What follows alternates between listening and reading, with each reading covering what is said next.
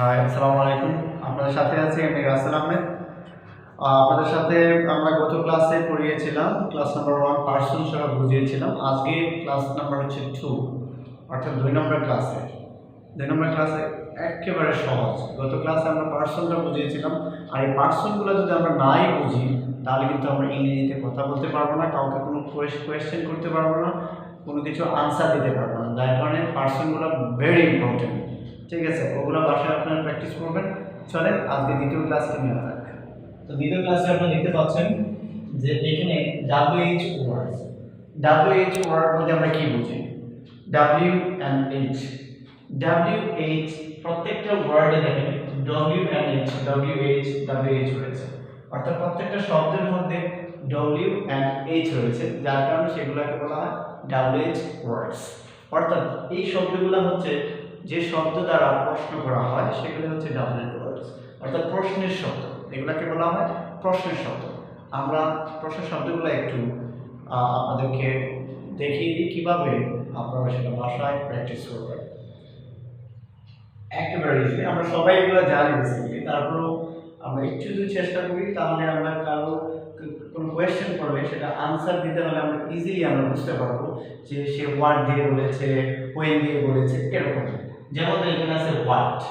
What এর অর্থ হলো কি, হোয়েন কখন, হোয়ার কোথায়, হোয়াই কেন, হাউ কিভাবে, উইথ হোম কার সাথে, হু কে, হু কে কে বা কার, উইথ whom, which অর্থ হচ্ছে কোন। আমি একটু ডেসক্রাইব করে দিই যে এটা হোয়াটটা কেন। হোয়াট বলতে হচ্ছে কি। সেটা কিটা হচ্ছে আমরা কোনো কিছু যদি জানতে চাওয়া হয় তখন কিন্তু হোয়াটটা ইউজ করা হবে। যেমন ধর তুমি কি কাজ করো, তুমি তখন কি অটোমেটিক চলে আসে। তোমার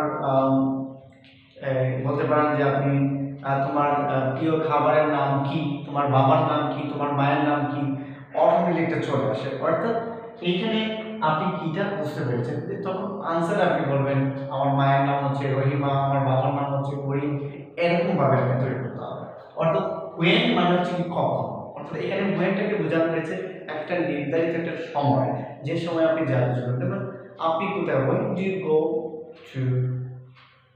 go to the market, তুমি কখন মার্কেটে যাও। অর্থাৎ এখানে কখন তুমি বোঝানো, সেটা একটা টাইম হতে পারে, ফ্রি টাইম হতে পারে, ইন মাই ফ্রি টাইম, আমার অবসর সময় যেতে পারি, বা in the evening, in the morning, in the afternoon, অথবা যে কোনো একটা টাইম এখানে ইউজ করতে, যেমন ধরেন at 7 p.m. or at 7 o'clock, এরকম যে কোনো একটা বিষয় আপনি ইয়ে করতে পারেন। সো and where হচ্ছে হোয়ার এর অর্থ হচ্ছে কোথায়। আমরা বেসিক্যালি জানি যে হোয়ার মানে কোথায়, নির্ধারিত একটা জায়গার নাম বলার জন্য আপনাকে বলা হয়েছে। যেমন তুমি কোথায় থাকো, হোয়ার ডু ইউ লিভ, তুমি কোথায় থাকো, হোয়ার ডু ইউ লিভ। এখন আপনি বললেন আমি বসুন্ধরা থাকি বা আমি মৌলভীবাজারে থাকি, আই লিভ ইন মৌলভীবাজার। অর্থাৎ এই জায়গাটা জানার জন্য বলা হয়েছে যে হোয়ার। রাইট, এটা আনসারে হবে আমি হোয়ার মানে মৌলভীবাজার, যে জায়গাটা জানতে চাওয়া হয়েছে সেই জায়গাটা আনসার দিতে হবে। এন্ড হোয়াই কেন, হোয়াই এর অর্থ হচ্ছে কেন। আমরা প্রত্যেকটা কথার মধ্যে আমরা জানি যে তুমি কেন খাও, তুমি কেন আসো, তুমি কেন পড়াশোনা করো, তুমি কেন খেলাধুলা করো। আমাদের মা বাবা সবাই এরকম বলে থাকে যে কেনটা, অর্থাৎ কেনটাকে আমাদেরকে বুঝতে হবে। কেন হচ্ছে তখন একটা কারণ দর্শানোর জন্য, কারণ আমার মা অসুস্থ, তুমি গতকাল কেন ক্লাসে আসোনি, কারণ গতকাল আমার মা অসুস্থ ছিল। এরকম ভাবে আমরা সেটাকে আলোচনা করতে পারি। এন্ড কেন, যেমন ধরুন why do you learn English, তুমি কেন ইংরেজি শিখো। আপনি বলেন আমি ইংরেজি শিখি আমার স্কিল ডেভেলপ করার জন্য, তাহলে কি হবে I learn English for developing my skills। Real, okay, বুঝতে পেরেছেন। সো এই জিনিসটা আপনার হোয়াইটা সবসময় আপনি বিকজ দিয়ে শুরু করতে হবে, কারণ এটা কারণ জানা হয়েছে। এন্ড হাউ অর্থাৎ কিভাবে, তুমি কিভাবে ঢাকায় যাও, তুমি কিভাবে মৌলভীবাজারে আসো, তুমি কিভাবে সিলেটে যাও, তুমি কিভাবে পড়াশোনা করো। রাইট, প্রত্যেকটা এটা দ্বারা হয়েছে। অর্থাৎ কিভাবে দিয়ে যখন বলা হবে তখন সেটার অর্থ হলো এটার তুমি কারো দ্বারা, মানে আমি আমার ভাইয়ের মাধ্যমে, আমি সিএনজি দিয়ে যাই, আমি টমটম দিয়ে যাই, বা আমি গাড়ি দিয়ে যাই, এরকম যদি how do you go to the market, তুমি মার্কেটে কিভাবে যাও? I go to the market by CNG, by car, by bus, এরকম ভাবে আপনি অ্যানালাইসিস করতে পারেন। সো হাউ এর আরেকটা অর্থ হচ্ছে, সেটা হচ্ছে কেমন। হাউ অর্থ হচ্ছে কেমন বোঝাবে, কিভাবে বোঝাবে, যখন যে সেন্টেন্স অনুযায়ী সেটা ইউজ করতে হবে। এরপর হচ্ছে উইথ হুম। হোম এর অর্থ হচ্ছে, আমরা যদি এখানে দিয়ে দিই হোম, শুধু হোম, WHOM, হোম অর্থ হচ্ছে কাকে। হোম এর অর্থ হবে কাকে, তুমি কাকে করো বা কাকে পাঠাও, এরকম যদি বলা হয় তখন হোম দিয়ে। আর অনেক বাক্য দেখবেন যে তুমি কাকে খাও, মিলবে সেই বাক্যটা, মিলবে না, কিরকম লাগে না, তুমি কাকে যাও, মিলবে না। যখন যে বাক্যটি মিলবে না তখন সেটার সামনে আমরা এখানে একটা প্রিপজিশন বসিয়ে দিলে তখন কাকেটা হয়ে যাবে কার হয়ে যাবে। কাকেটা কি হবে? কার হয়ে যাবে। যেমন উইথ হোম, কার সাথে, যেমন ফর হোম, কার জন্য।